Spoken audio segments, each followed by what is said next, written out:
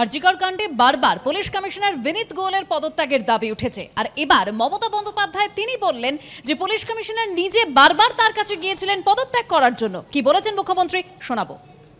Kolkata police commissioner আমার কাছে নিজে এসেছে অনেকবার পদত্যাগ করার জন্য, গত 7 দিন আগে। সামনে পুজো, আপনারা এবার আমায় বলুন, ল অ্যান্ড অর্ডার লোকটাকে তো জানতে হবে যে থাকবে কোন পাড়ায় কোন পুজো হচ্ছে, পুজো কমিটিগুলো কি থিম করছে, কোথায় কি পুলিশ পোস্টিং আছে। এটা পুজোর সময়, কিছুদিন ধৈর্য ধরলে কি মহাভারত অশুদ্ধ হয়। আপনারা ঠিক করবেন সবাইকে চেঞ্জ করতে হবে।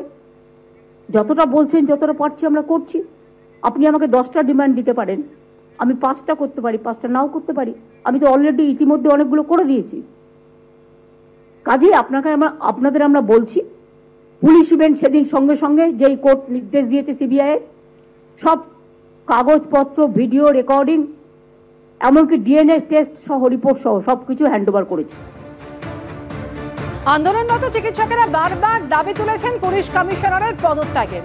এই নিয়ে মমতা বন্দ্যোপাধ্যায় বললেন যে পুলিশ কমিশনার তার কাছে একাধিকবার এসেছেন পদত্যাগ করার জন্য। মুখ্যমন্ত্রীর এই বক্তব্য নিয়ে জুনিয়র চিকিৎসক অনিকেত মাহাতো কি বলছেন রাখবো আপনাদের সামনে। সিপির রেজিগনেশন কেন তিনি এখনো বসিয়ে রেখেছেন?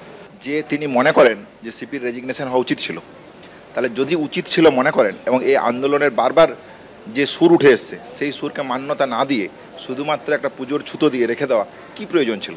আমরা আশা করি স্বাস্থ্য ভবনে যে ঘুঘুর বাসা বসে আছে সেই বাসার প্রত্যেকটা জায়গাকে তারা কি জানতো না 2021 সাল থেকে 2022-23-এ কি ঘটনা ঘটছিল? তাহলে অ্যারেস্ট হওয়ার পর সাসপেনশন কেন? ডিসিপ্লিনারি অ্যাকশন নিয়ে সাসপেনশন নয় কেন? তাহলে সদর্থক ভূমিকার প্রয়োজন ছিল। সেই সদর্থক ভূমিকা না রেখে সুপ্রিম কোর্ট আজ যে রায় দিয়েছেন তাতে আমরা যেমন হতাশ, সেই রায়কে হাতিয়ার করে আন্দোলনকে ভাঙার যে সুপরিকল্পিত পরিকল্পনা, সেই পরিকল্পনাকে আমরা মনে করি এটা সাধারণ মানুষের জনমতের সাথে মেলে না। পুলিশ কমিশনার বিনীত গোয়েলের পদত্যাগের দাবিতে আজ বামেদের লালবাজার অভিযান। আর এই দাবিতে অনড় বামেরা। মীনাক্ষী মুখোপাধ্যায় কি বলেছেন শোনাবো।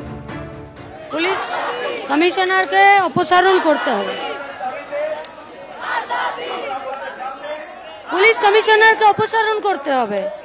এই অপদার্থ পুলিশ কমিশনারকে রাখা যাবে না। গতকালও নৈহাটিতে পেটালো প্রতিবাদীদেরকে, প্রাক্তনীদেরকে, স্কুলের ছাত্রছাত্রীদেরকে। এই পুলিশ মন্ত্রী নিজের পদে কেন থাকবে? এই পুলিশ কমিশনার নিজের পদে কেন থাকবে? কে হয় পুলিশ কমিশনার? কে হয় সেটা বড় প্রশ্ন। মানুষের কাছে অপরাধী, আর অপরাধকে দমন করার বদলে অপরাধীদের বাঁচানোর চেষ্টা করেছে। তাহলে মমতা ব্যানার্জি সবচেয়ে বড় কালপ্রিট। তিনি মনে করছেন পুলিশকে ব্যবহার করা হয়েছে। এই পুলিশ কমিশনার, এই ডিজি পুলিশকে তিনি এই জন্যই পুষেছেন যাতে অপরাধের সমস্ত সাক্ষ্য প্রমাণ লোপাট হয়। এই জন্য উনি চাইছেন না, আর মানুষ চাইছে।